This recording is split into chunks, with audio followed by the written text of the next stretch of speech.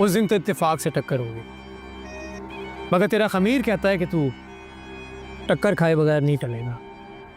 इस बार माफी भी तू ही मांगेगा और तलाफियां भी कहीं करेगा। क्या कहा? फिर से कहना। तो फिर सुन ध्यान से, लड़कियों को तंग करना छोड़ दे। लड़कियों को या फिर लड़की को? समझ गया तो फिर समझ जा, टल जा खुद से। टल जाओ? मैं टल जाऊं? वो तेरी क्या लगती है? क्या तो उसका बॉडीगार्ड है?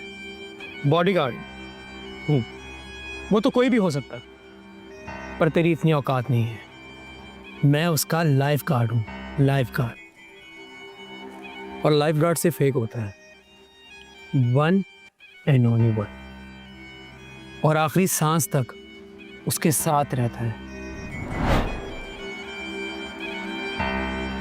हारून, इसे अपनी जबान में समझा, इससे मेरी बात समझ नहीं आती।